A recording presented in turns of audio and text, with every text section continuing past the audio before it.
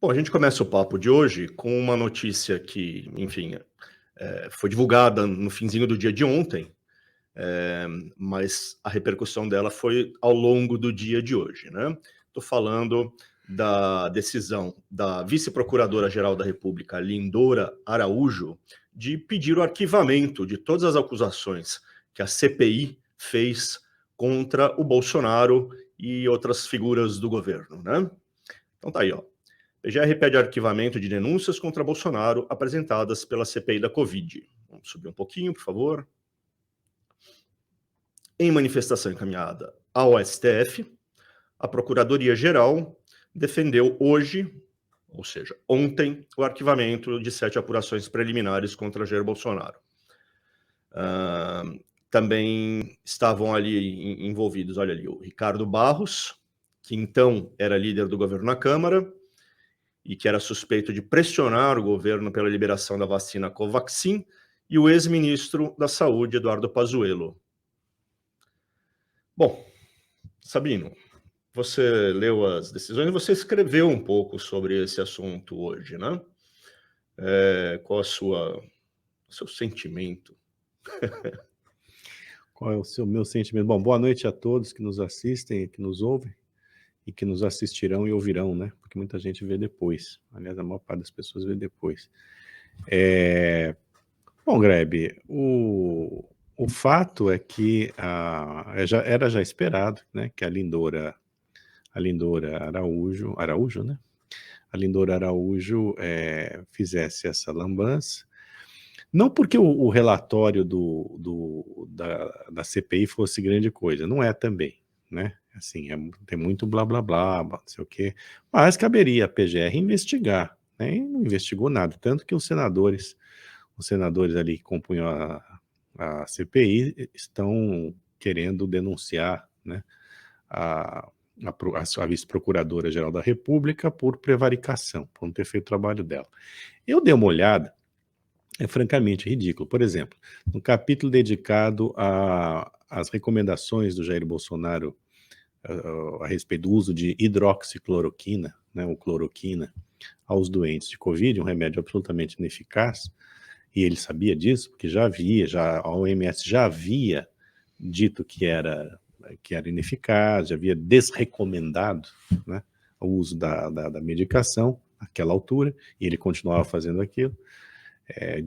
Fazendo propaganda de cloroquina, mandando o exército fabricar cloroquina, escambau. A vice-procuradora disse, não, era um medicamento que estava em estudos, e ele acreditava genuinamente. Não era um charlatanismo, né? Ele foi acusado de charlatanismo. Não era charlatanismo. Ele acreditava firmemente na eficácia do medicamento, e havia estudos em andamento. Papo furado, né? Inclusive porque não é papel de presidente da República fazer anunciar medicamento, sugerir medicamento, receitar medicamento, prescrever medicamento, né? Porque não é papel dele, né? Isso é papel de médico, papel de autoridade sanitária e tudo mais. Eu estava vendo hoje as declarações dele, tem uma em que ele diz, eu estou aqui no meio do povo, sugerindo, recomendando, né, o uso da cloroquina. Então, quer dizer, ele foi para o meio do povo. Foi para o meio do povo. Depois, a outra coisa também, assim, são várias acusações, né? Mas, por exemplo, sobre o uso de máscara, né? Bolsonaro, olha, ele não usou máscara, mas isso não constitui uma contravenção, um crime. Bom, né, que eu vejo, o presidente da República tinha que dar o exemplo, né? O presidente da República comandava a política oficial. Também a história do atraso das vacinas, eu não sei se está num dessas 7 pedidos de arquivamento, mas, enfim, não me lembro. Mas, enfim, todas essas atitudes que o Bolsonaro tomou, esse comportamento absurdo, sociopático e tudo mais, foi deixado de lado, assim, como se fosse coisa de somenos pela vice-procuradora. Aí hoje eu fiz uma provocação, né, fiz uma conta de padeiro, comparando o número de mortes por Covid por 1 milhão de habitantes do Brasil em relação à Argentina e México, que não são exatamente exemplos de dinamarqueses de política sanitária, né? E você vê que, comparados a esses países, assim, uma conta muito, obviamente, de padeiro mesmo, eu não usei nenhuma equação, eu não sou estatístico, nada disso, mas eu quis pelo menos fazer uma conta, né? Porque ninguém fez conta na PGR, né? E assim, comparado a esses países, nós tivemos uma taxa muito maior de mortes por milhão de habitantes. E por quê, né? Porque tanto num país como no outro, não foi política oficial ou quase oficial, né, o negacionismo. Eles podem até ter tido, por exemplo, no caso do México, a vacinação lá é menor do que no Brasil, né, mas não tinha presidente da República dizendo que era para ir para a rua, aglomerando, tirando máscara, receitando cloroquina, até no mesmo caso também da Argentina. Na Argentina, a vacina foi a russa, né, inicialmente, a principal vacina dada aos argentinos. E, no entanto, a taxa de o número de mortandade é menor do que no Brasil, né? Aí você vai falar, mas o Brasil é mais pobre que o México e a Argentina. Não é tão mais pobre assim, né? Em termos de renda per capita, é um quarto, né, menor a renda per capita brasileira. Aí eu fiz uma brincadeira não, né? Eu fiz ali uma conta, assim, tá bom, então tira um quarto desse número de mortos aqui, ou seja, no cômputo geral, na minha conta de padeiro, olha, o governo federal, na figura do presidente Bolsonaro, poderia ser responsabilizado não pelas 600 mil mortes, quase 700 mil mortes que o Brasil teve, mas entre 40 e 90 mil, né? Poderiam ter sido evitadas se o governo federal não tivesse sabotado as medidas restritivas, tivesse preconizado o uso de máscara na figura do presidente da República, né? Não tivesse atrasado a compra de vacinas, enfim, não tivesse receitado cloroquina para as pessoas como se fosse o remédio para todos os males, a panaceia para a Covid, enfim, é uma conta, obviamente, como eu disse, de padeiro, mas... Não é muito distante, eu acho, Sabino, se eu bem me lembro, né, de outras estimativas que foram feitas, né, realmente atribuem coisas como 50, 70 mil mortes, né, as demoras, as atitudes do governo, então acho que está verdade. fazendo certo o seu raciocínio. É razoável que seja isso, né? A gente nunca vai saber exatamente, né? Mas assim, ainda que sejam, o Graeb, assim, que sejam 5 mil, 10 mil mortes, assim, é muita gente, quer dizer, não dá para, né, não dá para desconhecer. Veja, ninguém precisa ser petista ou de esquerda para verificar que o Bolsonaro teve um comportamento monstruoso, né? O que me espantou um pouco, completando a sua argumentação, né, no relatório da Lindora, é que ela usa esses argumentos como o que você mencionou, né? Ah, não tinha comprovação ainda, existiam estudos. Se você for... eu não sou advogado, né? Eu me formei em Direito, como você bem sabe, né? Mas, enfim, eu fui lá dar uma olhada no que as pessoas diziam a respeito desses crimes. Se você fosse pegar a letra da lei, seria possível argumentar, por exemplo, que não dá para encaixar o Bolsonaro no crime de charlatanismo. Porque o crime de charlatanismo fala lá, a venda do remédio, a venda entre aspas, né, não é essa expressão, tem que ser como uma solução infalível para aquela doença. O Bolsonaro nunca fez isso. Então, se você pega um cara absolutamente formalista, né? Se você faz uma leitura absolutamente formalista, por exemplo, desse tipo penal aí, do charlatanismo, e fala, olha, não dá para encaixar o presidente da República aqui, não vejo como encaixar.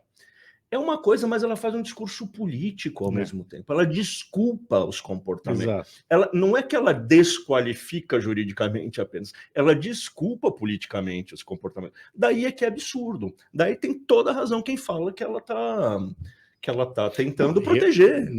Eu achei os pedidos de arquivamento, também não cursei direito, né, como você, inclusive, mas eu olhei ali e achei aquilo ali muito... É um argumento político, são argumentos políticos que caberiam numa discussão, por exemplo, numa comissão parlamentar de inquérito, mas não numa investigação feita pela Procuradoria-Geral da República, quer dizer, não houve investigação, né? Houve ali umas desculpas esfarrapadas, sem tecnicidade suficiente, né? Talvez a comissão parlamentar de inquérito tenha errado justamente na tipologia, né? Mas é possível enquadrar em outros, imagino eu, por exemplo, se você fica, o presidente da República que prescreve remédio sem eficácia contra uma doença que está matando milhares de pessoas e afetando milhões de pessoas, bom, isso deve caber em outra tipologia que não charlatanismo, né? É que charlatanismo, politicamente, na hora que o Renan Calheiros vai lá e lê o relatório, soa mais facilmente aos ouvidos, né? Do ponto de vista político é perfeito. Mas o Bolsonaro, do ponto de vista político, não tem a menor dúvida que ele foi um charlatão e até um curandeiro nesse negócio. Podia ter posto um cocar e sair falando aquelas coisas que estavam na mesma, né? Eu concordo com você. Assim, eu não sei avaliar a pertinência ali jurídica dos crimes, mas eu estou absolutamente de acordo que ela não fez uma leitura estritamente jurídica. E no contexto, assim, ela dizer que, por exemplo, a hidroxicloroquina estava ainda em estudos, é falso. É falso. A OMS, desde 2020, já dizia que a hidroxicloroquina, num primeiro momento, ela foi utilizada como medicamento, fizeram um experimento, mas logo depois foi descartada. Quer dizer, então, assim, eu me lembro que a gente fez uma capa na Cruzoé sobre cloroquina. Escuta, quando ainda estava em discussão, mas logo depois dessa capa, certo? A Organização Mundial de Saúde e outras autoridades sanitárias dos diversos países acabaram com a história de cloroquina, cessaram de recomendar e passaram a não recomendar, né? Assim como outros remédios também, dizendo que eles eram ineficazes, haviam se mostrado ineficazes no combate à doença, né?